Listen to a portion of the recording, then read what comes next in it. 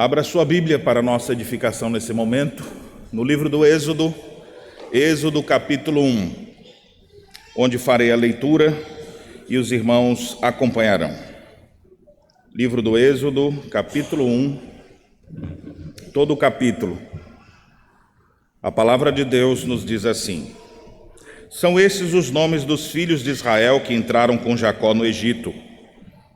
Cada um entrou com sua família: Rúben, Simeão, Levi, Judá, Isacar, Zebulon, Benjamim, Dan, Naftali, Gade, Asser. Todas as pessoas, pois, que descenderam de Jacó foram 70. José, porém, estava no Egito. Faleceu José e todos os seus irmãos e toda aquela geração. Mas os filhos de Israel foram fecundos e aumentaram muito, e se multiplicaram e grandemente se fortaleceram, de maneira que a terra se encheu deles. Entre mentes, se levantou um novo rei sobre o Egito, que não conhecera a José. Ele disse ao seu povo: Eis que o povo dos filhos de Israel é mais numeroso e mais forte do que nós. Eia, usemos de astúcia para com ele, para que não se multiplique, e seja o caso que, vindo a guerra, ele se junte contra os nossos inimigos, peleje contra nós e saia da terra. E os egípcios puseram sobre eles feitores de obras para os afligirem com suas cargas. E os israelitas edificaram a Faraó as cidades celeiros, Pitom e Ramsés. Mas quanto mais os afligiam, tanto mais se multiplicavam, e tanto mais se espalhavam, de maneira que se inquietavam por causa dos filhos de Israel. Então os egípcios, com tirania, faziam servir os filhos de Israel e lhes fizeram amargar a vida com dura servidão em barro e em tijolos, e com todo o trabalho no campo, com todo o serviço em que na tirania os servia.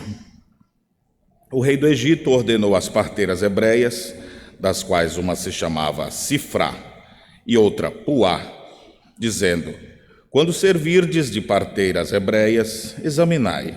Se for filho, matai-o, mas se for filha, que viva. As parteiras, porém, temeram a Deus e não fizeram como lhes ordenara o rei do Egito, antes deixaram viver os meninos. Então o rei do Egito chamou as parteiras e lhes disse: Por que fizeste isso e deixaste viver os meninos? Responderam as parteiras a Faraó: É que as mulheres hebreias não são como as egípcias, são vigorosas, e antes que lhes chegue a parteira, já deram à luz os seus filhos. E Deus fez bem às parteiras, e o povo aumentou e se tornou muito forte. E porque as parteiras temeram a Deus, ele lhes constituiu família. Então ordenou Faraó a todo o povo, dizendo: A todos os filhos que nascerem aos hebreus lançareis no Nilo, mas todas as filhas deixareis viver. Amém. Nesses dias,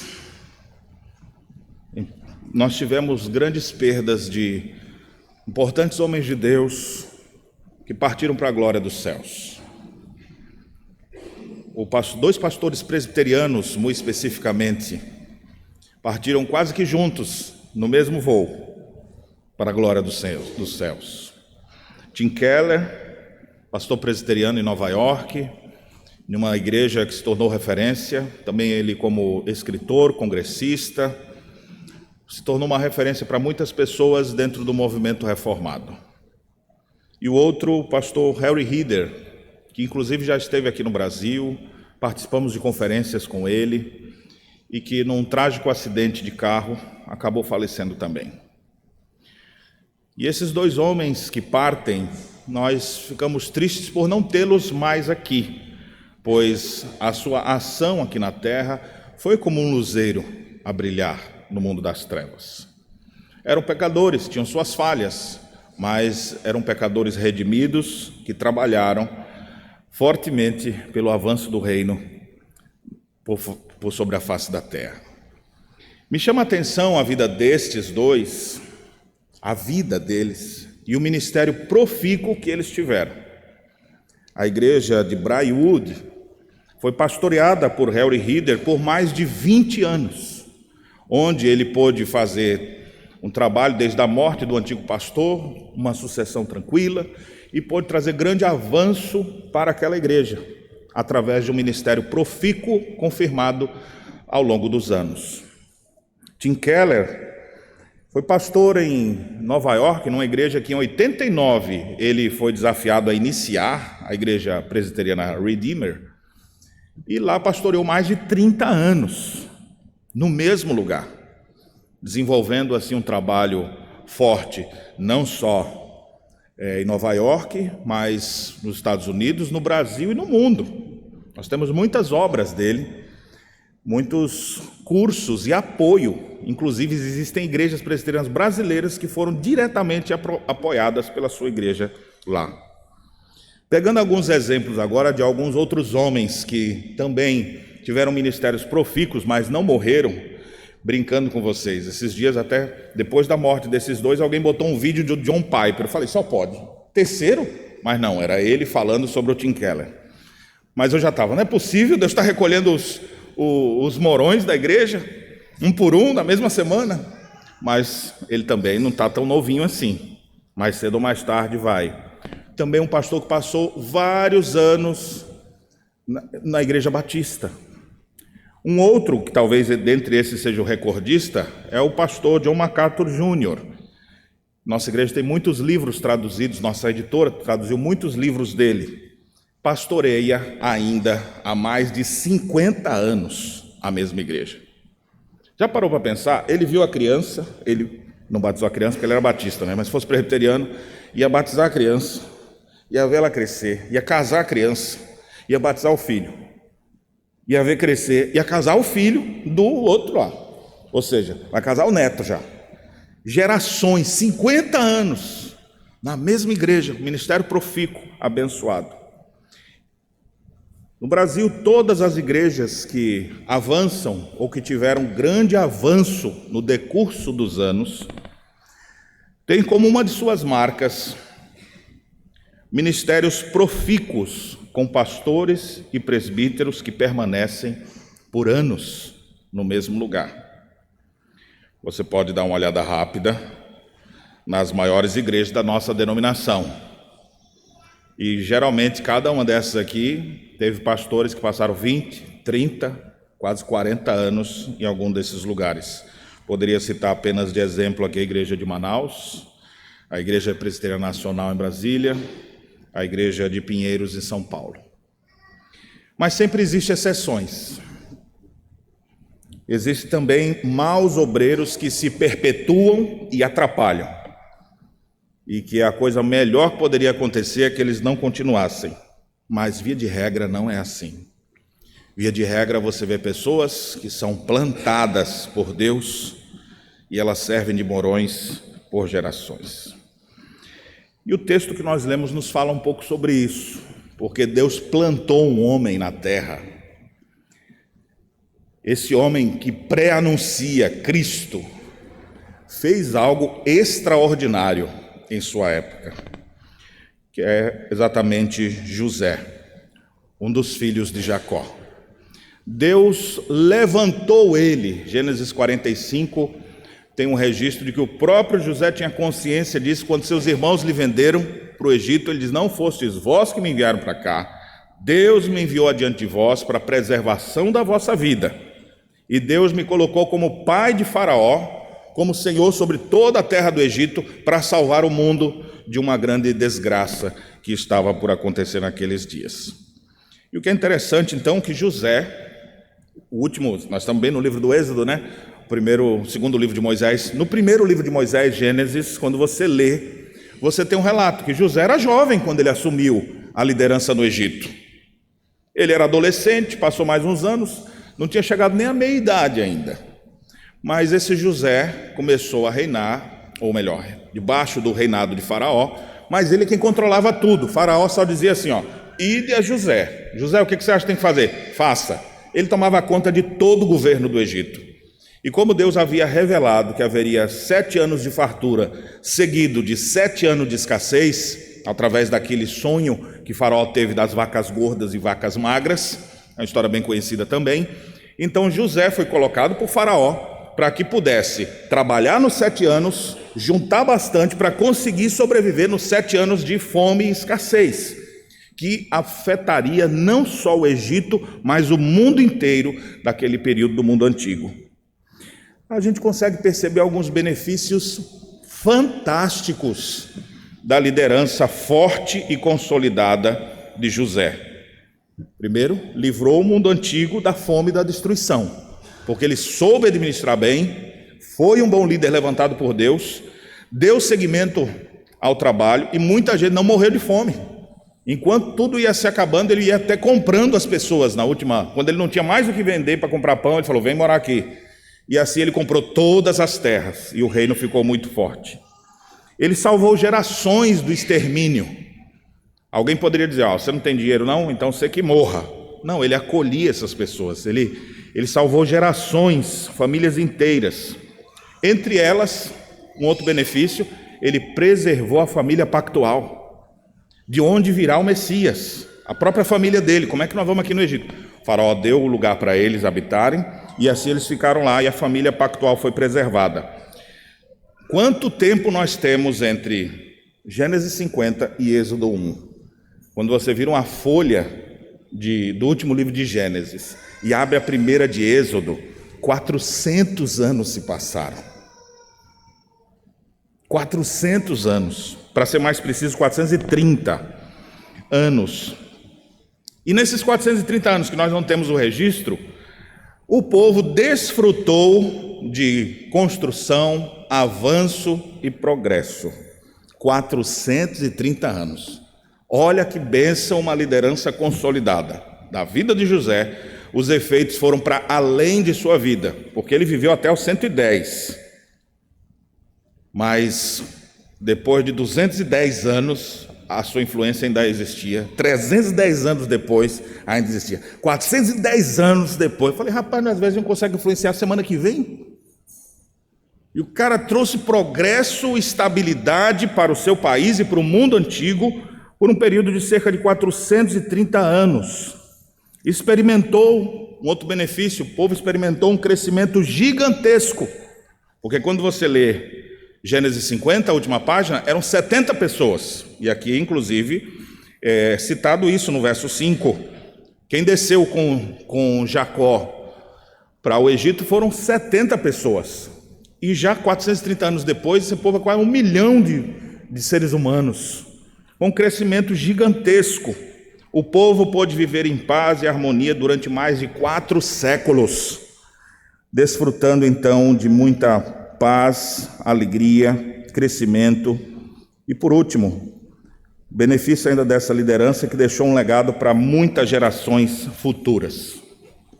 Me chama a atenção um quadro do grande pintor internacional, diácono dessa igreja, Maurício Goya, que está atrás da minha mesa ali. É um quadro de Calvino em seus momentos finais, conversando com os pastores de Genebra. E quando ele estava ali perto de morrer, ele dá algumas orientações aos seus colegas. Ele diz algo mais ou menos assim: a respeito da minha doutrina, eu ensinei fielmente e Deus me deu a graça de escrever. Fiz isso do modo mais fiel possível e nunca corrompi uma só passagem das Escrituras, nem conscientemente as distorci. Quando fui tentado a requintes, resisti à tentação e sempre estudei a simplicidade. Nunca escrevi nada com ódio de alguém, mas sempre coloquei fielmente diante de mim o que julguei ser a glória de Deus. Esquecia-me um ponto: peço-lhes que não façam mudanças, nem inovem. As pessoas muitas vezes pedem novidade, não que eu queira por minha própria causa, por ambição, a permanência do que estabeleci, e que o povo conserve sem desejar algo melhor, mas porque mudanças são perigosas e às vezes nocivas. Calvino, então, no finalzinho de sua vida, falava: mantenham a direção. E, de fato, não apenas em Genebra, mas o movimento da Reforma Protestante foi tão forte, com uma liderança tão firme, bíblica, que efeitos disso existem até hoje, 500 anos depois. Mas o texto nos fala que nem tudo que é tão bom assim dura para sempre, né? As coisas nesse mundo sempre vão ter seus momentos de dissabores. O texto, no verso 7, diz que eles foram fecundos, aumentaram, se multiplicaram e a terra se encheu deles. Mas o verso 8 diz, entre mentes, ou seja, sempre tem uma vírgula depois, né? Alguma coisa acontece. E nesse mundo caído, as coisas boas não vão durar para sempre. Se você desfruta de boa liderança, saiba que isso pode durar, mas nunca vai ser sempre assim. Se tem, aproveite. Se não tem, ore para que venha. Mas no mundo caído, os banquetes são sempre imperfeitos. E aqui, embora teve 400 anos de paz e progresso, de sobrevivência, de avanço e crescimento, chega agora o tempo que o texto diz, se levantou um novo rei no Egito, que não conhecera José. Ou seja, uma liderança nova, fraca, que desconsiderou a história. Mas olha como, eu acho interessante como foi impactante a história de José, porque não foi assim, tipo, José morreu, aí veio um outro no lugar. Esse negócio demorou ainda 400 anos. Então a liderança de José foi muito forte. Mas levantou um rei, ou seja, nesses 400 anos, caiu um rei e levantou outro. Esse conhecia tudo de José. Caiu esse rei e levantou outro. José, os israelitas, esse povo é uma bênção. Caiu, levantou outro. Não, José foi maravilhoso, que rei excepcional. Caiu, levantou outro. Foram 400 anos de mudança de rei do Egito. Aí aparece um novo rei. E esse não conhece a José. Bem, nenhum dos anteriores conheceram também pessoalmente. A ideia de não conhecer é que ele não considerou a história. E aí o que a gente começa a perceber? O texto diz no verso 9, ele disse ao seu povo, eis que o povo dos filhos de Israel é mais numeroso e mais forte do que nós. Ou seja, ele começou a se sentir ameaçado. Os outros não se sentiram assim, mas ele se sentiu ameaçado. Pode ter sido até tomado de medo ou inveja. E aí ele então propõe, verso 10, usemos de astúcia, literalmente vamos ser mais sábios do que eles. Ou seja, ele começa a analisar friamente os dados e chega a conclusões que eu poderia dizer precipitadas até. Age com astúcia e começa a inventar narrativas hipotéticas. Olha o que ele diz. Vamos usar de astúcia para que não se multiplique, seja o caso. Ou seja, ele está imaginando uma coisa que não existe. Seja o caso que, vindo guerra, ele se ajunte com os nossos inimigos. Por que eles não pensaram? Se vir a guerra, eles estão com a gente há tanto tempo, eles vão se aliar a gente para lutarmos juntos. Nós somos irmãos há tantos anos. Mas a hipótese e se eles se aliarem com os outros? E se? Esses questionamentos mostram a fraqueza daquela liderança nova que surgiu sobre o Egito, que na verdade vai tipificar a própria serpente para destruir os filhos de Israel, conforme nós veremos na sequência. E diz, e vai pelejar contra nós e vai sair da terra. E aí nós vamos ficar aqui como? E aí você tem algumas coisas mais acontecendo. Eles começam a afligir o povo com trabalhos forçados.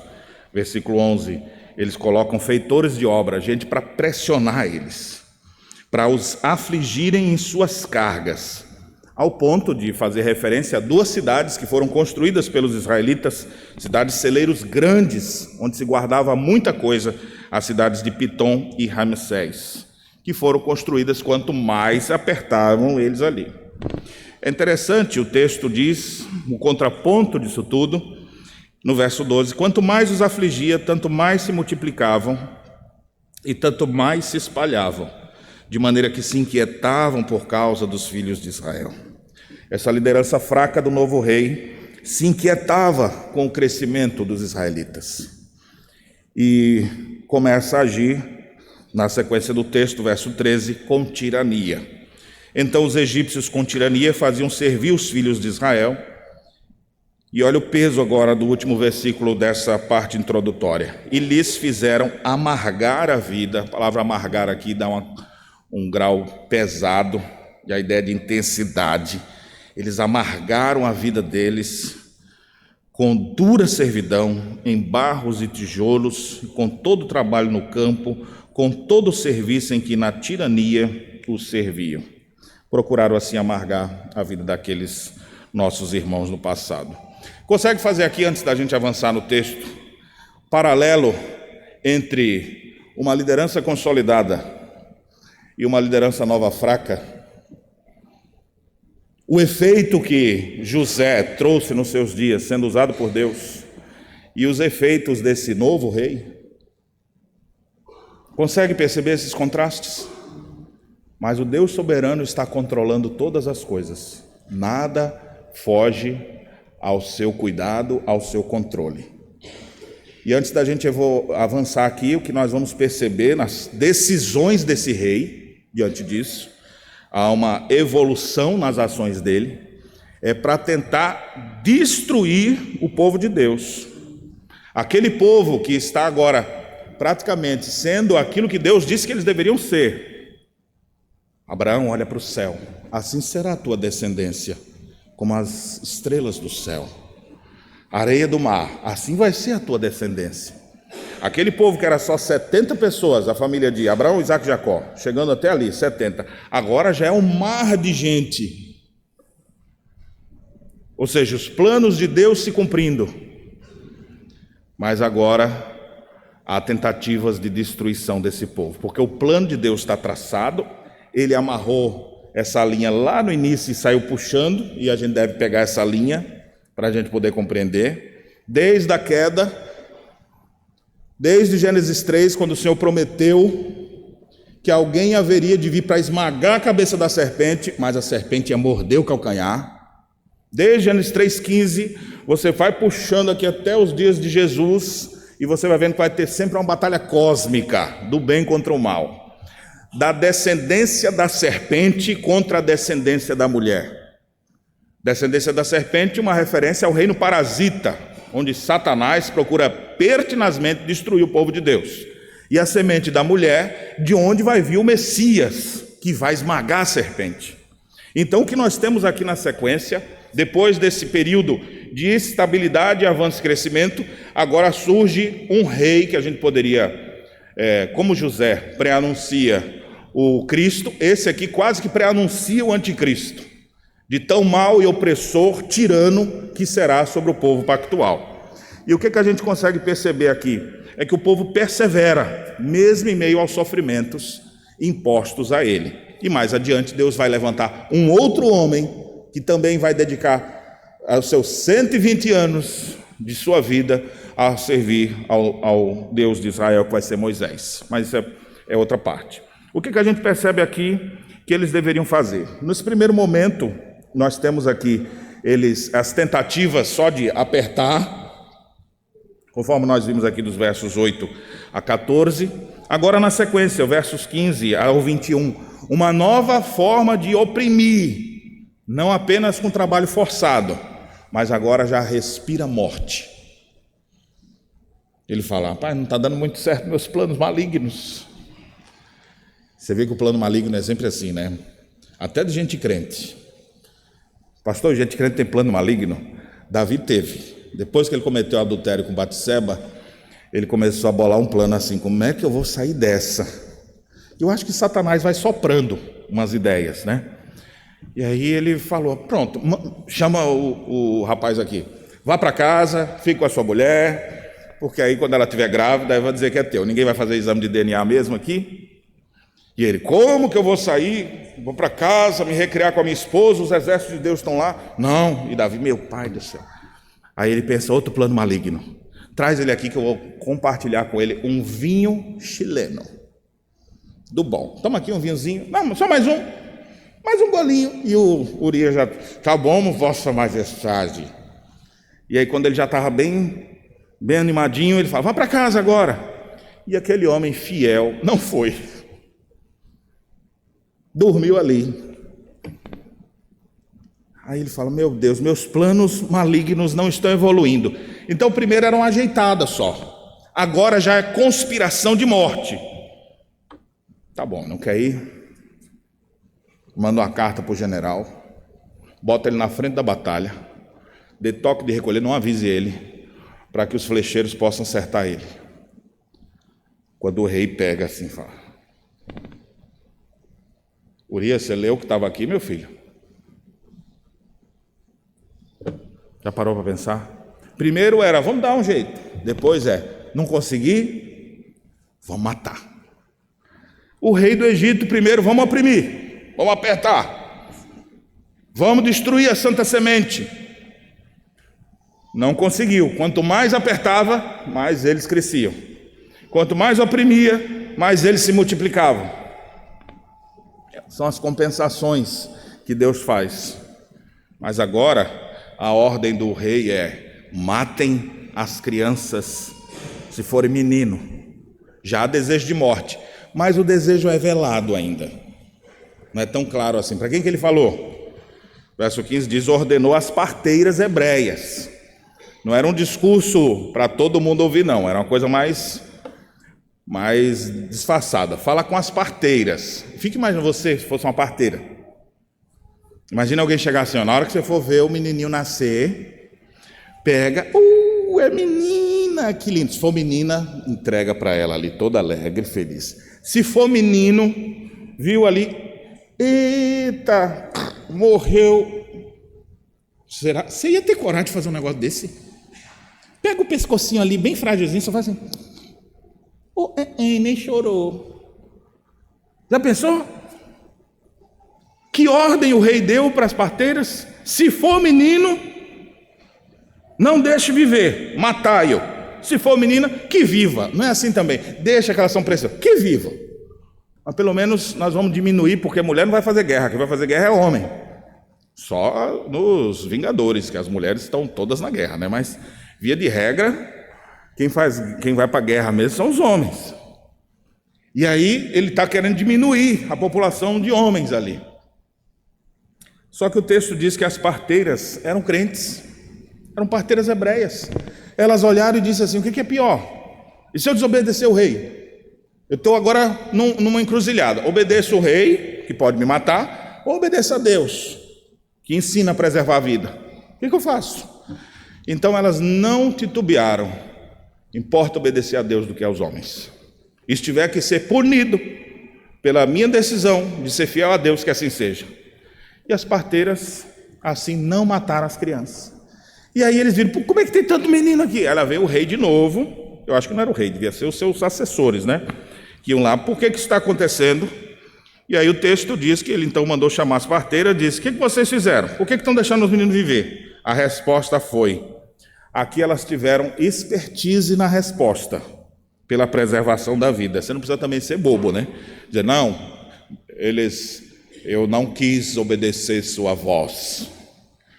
Elas também não foram tontas assim, né? Elas foram espertas, nesse sentido aqui.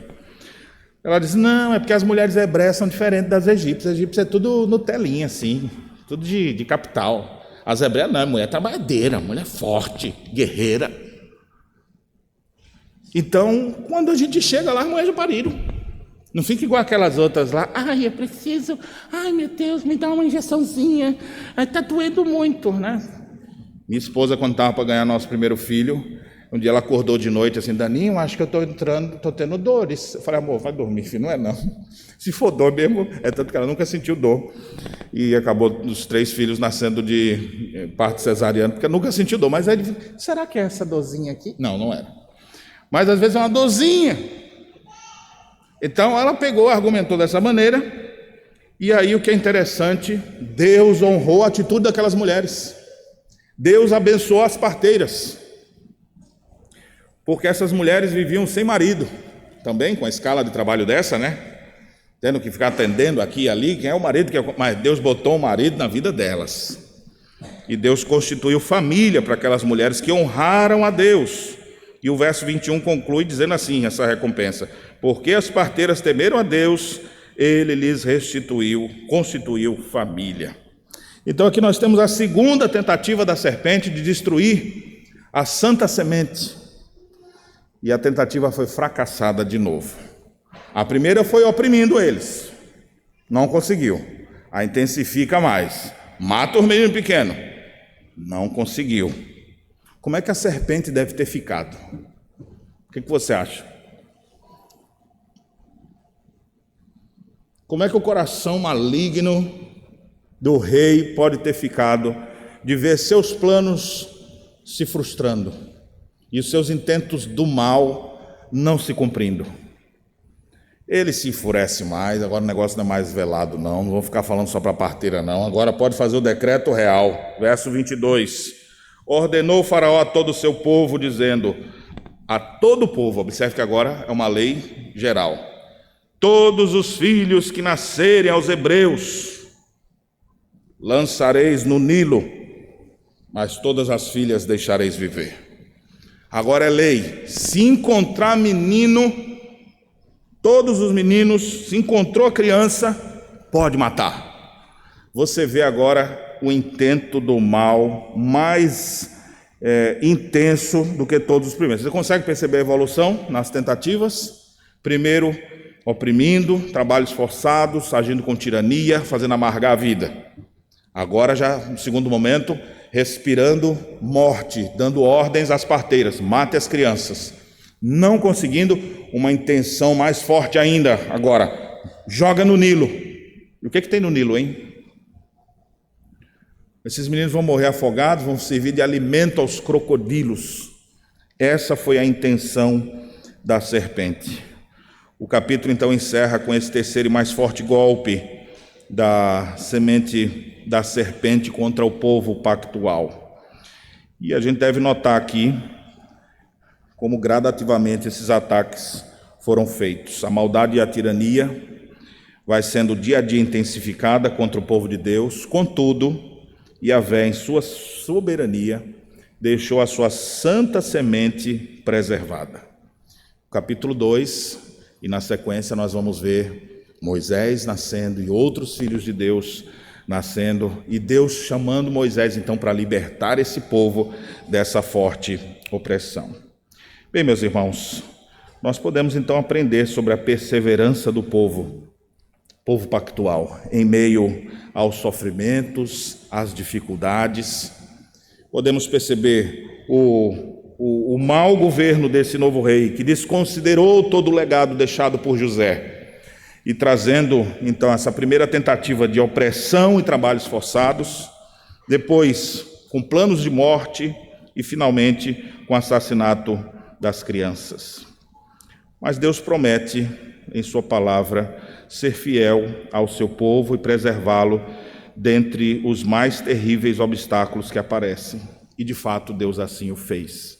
Deus conservou seu povo, Deus vai libertar o seu povo diante de um momento de grande tragédia e adversidade.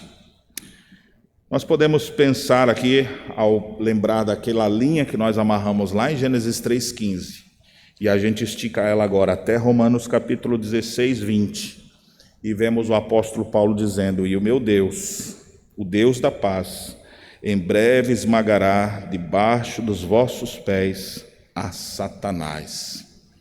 Aqueles que intentaram contra a santa semente, não foi só aqui, em outros períodos também, nunca prosperaram, porque Deus conserva a sua semente, o seu povo. Nós somos a santa semente, a igreja do Senhor Jesus. Satanás sempre intentará a destruição contra os seus filhos, mas nós podemos crer que Deus está conosco e nos fará perseverar até o fim. Deus usa para isso homens, mulheres, que Ele levanta em meio ao seu povo. E nós devemos ser gratos por isso e desfrutar os tempos de paz que Ele nos proporcionar. E quando vierem tempos difíceis, nós não devemos achar que acabou tudo. Deus continua preservando o seu povo. É exatamente depois da pior das opressões, depois de tudo isso, que Deus vai fazer nascer Moisés e tirar o povo todo do Egito para colocar na sua terra, na terra prometida. Isso nos leva então a confiar em Deus, descansar em Deus e saber que há um rei que governa todas as coisas. Esse rei não é José, esse rei não é Faraó, esse rei não é Moisés, esse rei é o Senhor Jesus. A história está nas mãos dele e nós devemos perseverar servindo a Ele com alegria e com gratidão. Que Deus em Cristo nos abençoe e aplique a sua bendita palavra aos nossos corações. Amém.